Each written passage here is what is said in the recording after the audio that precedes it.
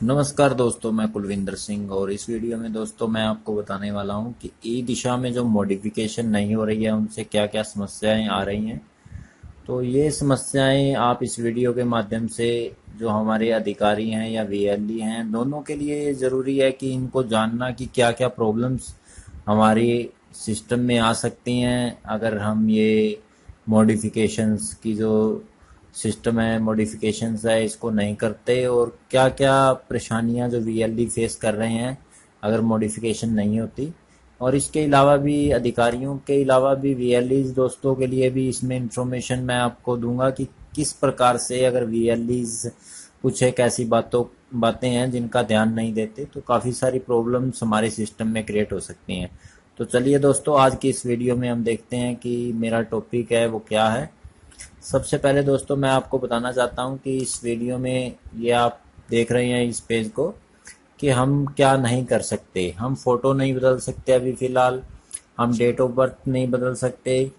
और हम नाम व पता नहीं बदल सकते। इसके अलावा अगर हमारे को पेंशन पे कुछ पेंशन या इसके अलग कोई साइट्स पे हमारे को सीआईडीआर यूज़ करना है तो वहाँ पे भी काफ़ी सारी ऐसी इन्फॉर्मेशन होती है जो तहसील लेवल पर डिफरेंट है और किसी सोशल साइट्स पर डिफरेंट है। और अगर हमें इनमें कुछ चेंज करना हो तो हमें दोबारा से सीआईडीआर ही बनाना पड़ता है, तो जो कि किसी भी हालात में ये सही नहीं है कि हम किसी एक व्यक्ति का दोबारा से दोबारा बार बार सीआईडीआर बनाते रहें और उसके ऊपर हम काम करते रहें। तो उसी में हमारे को मॉडिफिकेशन की ज़रूरत रहती है। जैसे पहले हम काम कर रहे थे तो कुछ एक चीज़ें हमारे लिए फ्लेक्सिबल थी, लेकिन आधार कार्ड के अगर हम साथ किसी भी सीआईडीआर को जोड़ देते थे तो वहाँ पे भी हमारे सामने समस्या यही थी कि हम उसमें कुछ भी चेंजिंग नहीं कर सकते थे। तो अधिकारियों को ये बात समझनी चाहिए कि अगर हम फ़ोटो नहीं बदल सकते, डेट ऑफ बर्थ नहीं बदल सकते, या फिर किसी भी तरीके से कोई चेंजिंग नहीं कर पाएंगे तो हमारा सीआईडीआर वो वेस्ट हो जाएगा। और जो एक पर्सन का हम सीआईडीआर बनाते हैं तो उसको किसी दूसरी जगह पे हम यूज़ नहीं कर सकते।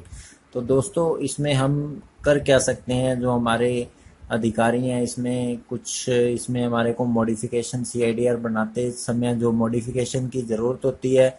वो सुविधा हमारे को प्रोवाइड की जानी चाहिए। इसके अलावा सीआईडीआर एक व्यक्ति का केवल एक ही सीआईडीआर होना चाहिए,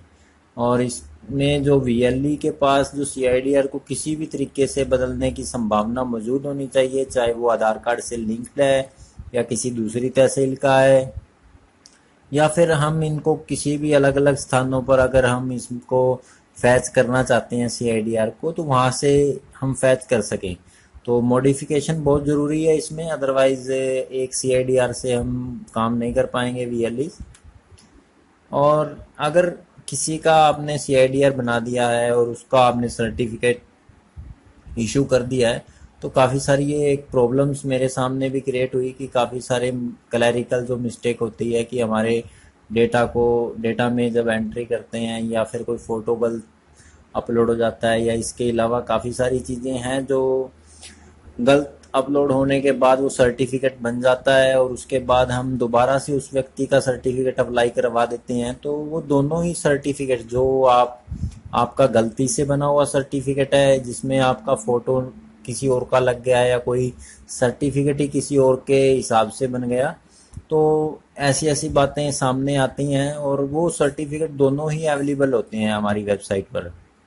जो ई दिशा की वेबसाइट्स है उस पर अवेलेबल रहते हैं जब तक उसको डिलीट नहीं किया जाता। तो यहाँ पे दोस्तों बात ये है कि मेरा सुझाव यही है कि दोबारा अपलोड किए गए जो भी डॉक्यूमेंट हैं, चाहे वो वीएलई के साथ एक सेल्फ डिक्लेरेशन भी देना चाहिए, जिसके बाद में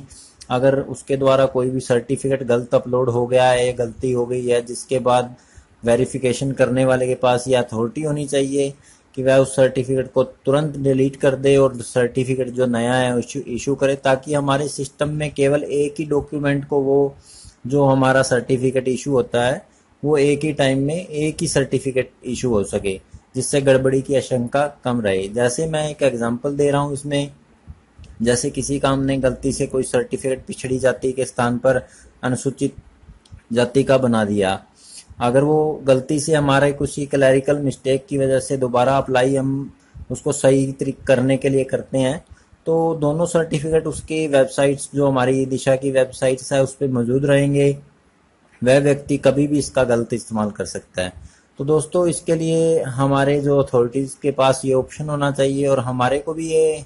डिक्लेरेशन, एक क्लैरिफिकेशन देना चाहिए कि हम इसका सर्टिफिकेट है वो किस कारण से दोबारा बनवाना चाह रहे हैं या क्या गलती हुई है। तो ये सभी बातें हैं जो ज़रूरी हैं अगर हमारे सिस्टम को सही ढंग से चलाना है। तो इसके लिए सभी को सोचना पड़ेगा, आपको भी, हमारे को भी, और जो हमारे अधिकारी लेवल हैं, ताकि किसी भी तरीके की जो हमारे सिस्टम में गड़बड़ी की आशंका हो वो ना हो पाए। तो मैं उम्मीद करता हूँ मेरी इस वीडियो से जो हमारे अधिकारी हैं वो कुछ ना कुछ ज़रूर इसमें चेंजिंग करेंगे। और जो मेरा यहाँ पे एक सुझाव है कि एक व्यक्ति का एक ही CIDR होना चाहिए और VLEs के पास ऐसी अथॉरिटी होनी चाहिए जो मॉडिफिकेशन कर सके, ताकि हम उसको अलग अलग जगह पे यूज़ कर सके। तो उसको भी कोई ना कोई इसमें माना जाएगा। और जो हमारे VLEs अभी फेस कर रहे हैं प्रॉब्लम्स कि वह CIDR डिफरेंट टाइप से बनाकर और दोबारा से हमारे को सर्टिफिकेट इशू करवाना पड़ता है, तो वो भी समस्या ना रहेगी। तो जो भी मेरे VLEs दोस्त हैं, उम्मीद करते हैं वो इस वीडियो के माध्यम से हमारा जो संदेश है जल्दी से जल्दी पहुंचेगा और अधिकारी भी इसे चेक करें। धन्यवाद दोस्तों, आज के लिए इतना ही। नेक्स्ट वीडियो में किसी नए टॉपिक के साथ आपको फिर मिलेंगे और नई कोई सोच, नया विचार आपके सामने फिर शेयर करेंगे। धन्यवाद दोस्तों।